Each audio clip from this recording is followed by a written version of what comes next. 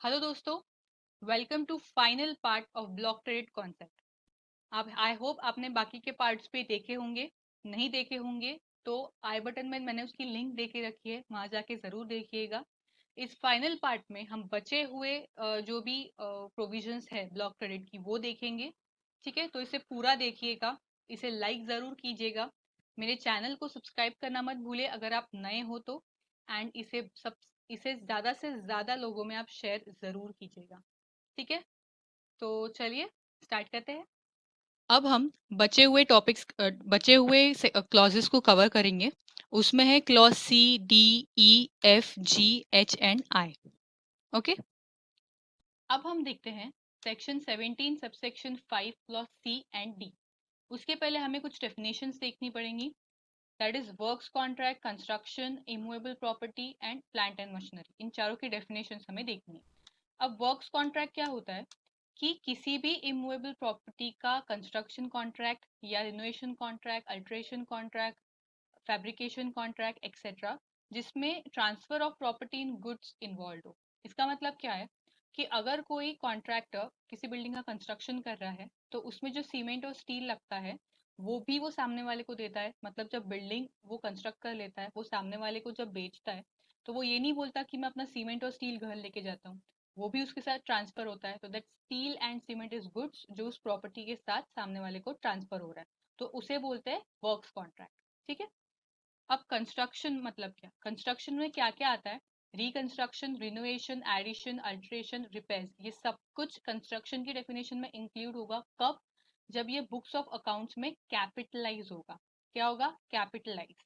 मतलब कि जो भी इमूवेबल प्रॉपर्टी का तुम कंस्ट्रक्शन कर रहे हो, या सॉरी, जो भी इमूवेबल प्रॉपर्टी का तुम रिनोवेशन कर रहे हो, उसकी वैल्यू अगर उस प्रॉपर्टी में तुम ऐड कर रहे हो इन बुक्स, तो उसे बोलते हैं कैपिटलाइजेशन। ठीक है, तो अगर तुम इस रिकंस्ट्रक्शन का, रिनोवेशन का, एडिशन का, अल्टरेशन का या रिपेयर्स का कैपिटलाइजेशन कर रहे हो तो उसे भी कंस्ट्रक्शन की डेफिनेशन में इंक्लूड किया जाएगा। ठीक है, नेक्स्ट इज इमूवेबल प्रॉपर्टी। अब इमूवेबल प्रॉपर्टी में क्या क्या आता है? Land, building, civil structures, telecom towers, pipelines जो फैक्ट्री प्रीमाइसेस के बाहर लगाई हुई है, ये सब कुछ आता है। मतलब कि जो अटैच टू लैंड है, ठीक है, which is attach to land या फॉर्मिंग पार्ट ऑफ लैंड, उसको हम बोलेंगे immovable property. And last is plant and machinery. Plant and machinery में क्या आता है? एपरेटर्स, इक्विपमेंट, मशीनरी जो लैंड में फिक्स्ड हो। ठीक है, जो मशीनरी लैंड में फिक्स्ड हो और जो outward supply of goods and service, goods या फिर सर्विस या दोनों के आउटवर्ड सप्लाई में जो यूज हो रही है, उसे बोलेंगे हम प्लांट एंड मशीनरी। बट उसमें land and building, civil structure, telecom towers, pipelines ये सब नहीं आएगा। ठीक है, तो ये चारों डेफिनेशंस को एक बार अच्छे से समझ लीजिएगा सो दैट आपको आगे का ये जो सी और डी है वो और अच्छे से समझेगा। अब देखते हैं सेक्शन 17 सबसेक्शन 5 क्लॉज सी। अगर किसी बंदे ने कॉन्ट्रैक्टर से वर्क्स कॉन्ट्रैक्ट सर्विस ली है, बट क्यों ली है? ताकि वो अपने इमूवेबल प्रॉपर्टी का अल्ट्रेशन कर सके। और अगर इस इमूवेबल प्रॉपर्टी के अल्ट्रेशन को वो बुक्स में कैपिटलाइज करता है तो इस वर्क्स कॉन्ट्रैक्ट सर्विस से रिलेटेड इनपुट टैक्स क्रेडिट का बेनिफिट उसे नहीं मिलेगा। मतलब ये जो जीएसटी उससे रिकवर किया जाएगा वर्क्स कॉन्ट्रैक्ट सर्विस के ऊपर, उसका इनपुट टैक्स क्रेडिट उसे नहीं मिलेगा अगर उसने कैपिटलाइज किया होगा। बट अगर सेम उस अल्ट्रेशन के एक्सपेंस को, सॉरी, उस अल्ट्रेशन की कॉस्ट को उसने पीएनएल में एक्सपेंस आउट किया होगा, एज अ एक्सपेंस बुक किया होगा, तो उस केस में इस वर्क्स कॉन्ट्रैक्ट सर्विस के ऊपर जो भी जीएसटी उससे रिकवर किया जाएगा उसका क्रेडिट उसे मिल जाएगा। ठीक है, अब ये नेक्स्ट केस है कि अगर ये बंदा वर्क्स कॉन्ट्रैक्ट सर्विस लेता है आगे वर्क्स कॉन्ट्रैक्ट सर्विस देने के लिए, मतलब इनपुट वर्क कॉन्ट्रैक्ट सर्विस लेता है आउटपुट वर्क्स कॉन्ट्रैक्ट सर्विस देने के लिए, तो उस केस में भी इसे क्रेडिट मिल जाएगा। एंड लास्टली, अगर ये कंस्ट्रक्शन करता है प्लांट एंड मशीनरी का, बिल्डिंग का नहीं, मतलब इमूवेबल प्रॉपर्टी का नहीं, प्लांट एंड मशीनरी का अगर ये कंस्ट्रक्शन करता है तो उस केस में भी इसे इस वर्क्स कॉन्ट्रैक्ट सर्विस से रिलेटेड जीएसटी का इनपुट टैक्स क्रेडिट मिल जाएगा। ठीक है, अब देखते हैं section 17 subsection 5 clause D.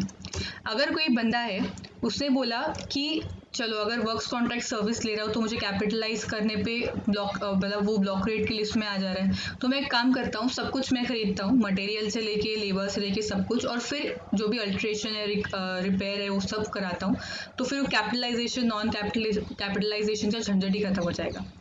But government बोलती है नहीं, तुम यहाँ भी फंसे हो। क्यों?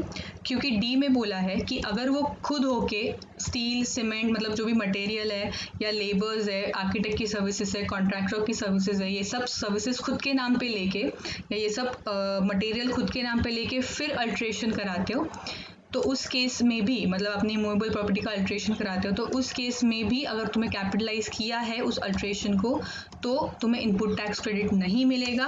पी एंड एल में डाला है मतलब प्रॉफिट एंड लॉस में एक्सपेंस आउट किया है तो मिल जाएगा। मैंने अल्ट्रेशन यहाँ पे एग्जाम्पल के तौर पे लिया है, बट इसमें कंस्ट्रक्शन, रिपेयर, रिनोवेशन, रिकंस्ट्रक्शन, जो भी मैंने आपको कंस्ट्रक्शन की डेफिनेशन में बताया वो सब कुछ यहाँ आएगा। सिर्फ मैंने एज अ एग्जाम्पल अल्ट्रेशन का लिया। ठीक है, तो आपको सेक्शन सी और डी समझ गया।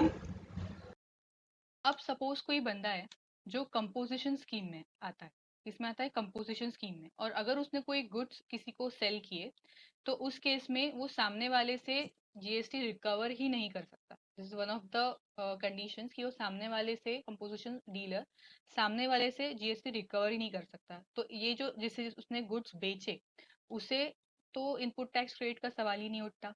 ठीक है, बट इस कंपोजिशन स्कीम वाले ने जो भी गुड्स परचेज किए होंगे उसके ऊपर भी उसकी जीएसटी नहीं मिलता। ठीक, जीएसटी का इनपुट क्रेडिट नहीं मिलता, क्योंकि कंपोजिशन स्कीम की ये वन ऑफ द कंडीशंस है कि तुम्हें इनपुट टैक्स क्रेडिट जो भी तुम गुड्स या सर्विस यूज कर रहे हो तुम्हारे आउटपुट सप्लाई में, उससे रिलेटेड तुम्हें इनपुट टैक्स क्रेडिट नहीं मिलेगा। And this is section 17 subsection 5 clause ई। अब हमारे मुकेश सर है, उन्होंने अपना घर बांधा। ठीक है, और ये घर बांधने के लिए जो आर्किटेक्चर का कॉन्ट्रैक्ट दिया वो दिया यूनाइटेड स्टेट की कंपनी पार्किंसंस एंड विल को।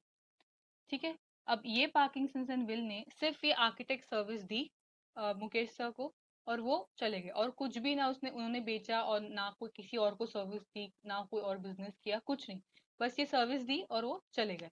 तो जीएसटी की लैंग्वेज में पार्किंसन विल को क्या बोलेंगे? Non resident taxable person. क्या बोलेंगे? Non resident taxable person. मतलब कि अगर कोई पर्सन ओकेजनली ट्रांजैक्शन करता है related to supply of goods and service, ठीक है, और उसका इंडिया में ना कोई फिक्स प्लेस ऑफ बिजनेस है ना कोई रेसिडेंट है, तो उसे बोलेंगे नॉन रेसिडेंट टैक्सेबल पर्सन। ठीक है, अब इनको कौन से चीजों पे इनपुट टैक्स रेट अलाउड होता है एंड कौन से चीजों पे नहीं होता है।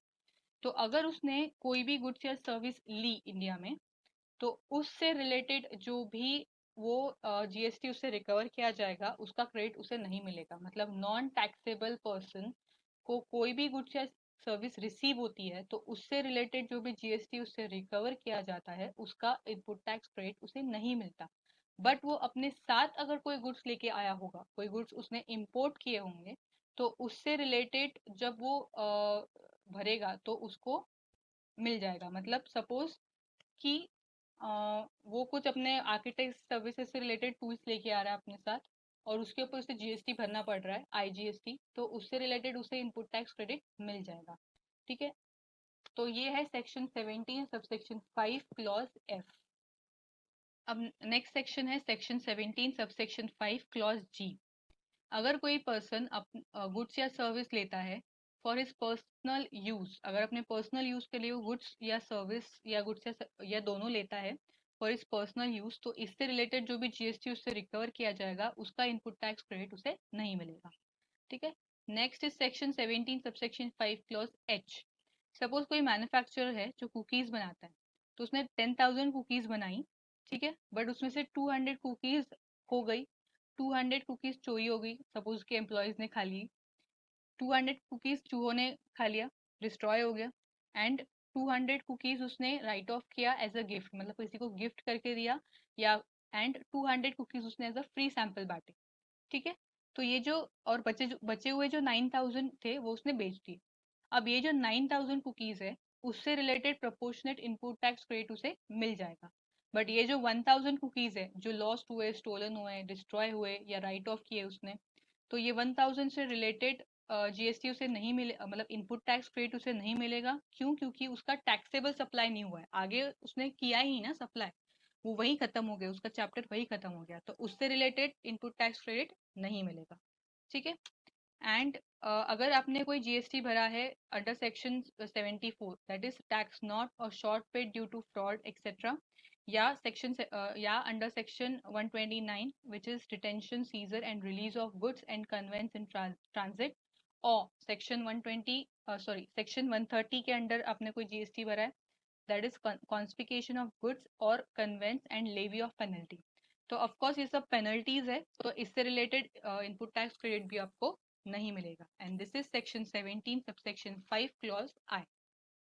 सो यहाँ खत्म होता है हमारा ब्लॉक क्रेडिट कॉन्सेप्ट। ठीक है, आई होप आपने चारों पार्ट्स इसके देखे हैं। अगर किसी भी पार्ट में आपको कोई भी क्वेरी है तो प्लीज मुझे कमेंट कीजिएगा, या फिर मैंने डिस्क्रिप्शन में अपना ईमेल आईडी देके रखा है, तो उस ईमेल आईडी पे आप मुझे मेल कर सकते हैं अपनी क्वेरी। ठीक है, सो दैट्स इट। इस वीडियो को लाइक ज़रूर कीजिएगा, चैनल पे नए हैं सब्सक्राइब करो। बाकी के पार्ट्स के लिए आई बटन में लिंक दी गई है, तो उसमें जाके आप देख सकते हो। ठीक है। लास्टली आपसे एक बात बोलूँगी कि अपनी मेन ना क्वालिटी पे ध्यान दो, क्योंकि इंस्टीट्यूट को ना कोई फर्क नहीं पड़ता कि आप 12 घंटे पढ़ रहे हो, 14 घंटे पढ़ रहे हो, 4 घंटे पढ़ रहे हो। वो सिर्फ उस पेपर को देखता है, उस पेपर में आपने क्या लिखा है सिर्फ उसे देखने वाला है। तो उसके ऊपर ज्यादा फोकस करो रादर कि आप कितने आवर्स पढ़ रहे हो, या कंटिन्यूसली आपको मोटिवेटेड रहना है, इन सबसे कुछ नहीं होने वाला।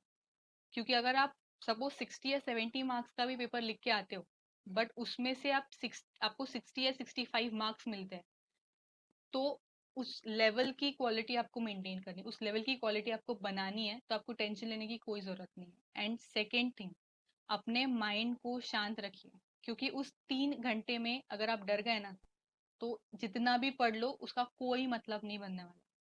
इसलिए अपने माइंड को शांत रखना सीखिए, उसको हैप्पी रखना सीखिए, क्योंकि उसमें डर बैठ गया तो प्रोसेसिंग के लिए जगह ही नहीं बचेगी, हैंग हो जाएगा वो एग्जाम के टाइम पे। ठीक है, तो अभी के लिए बस इतना ही।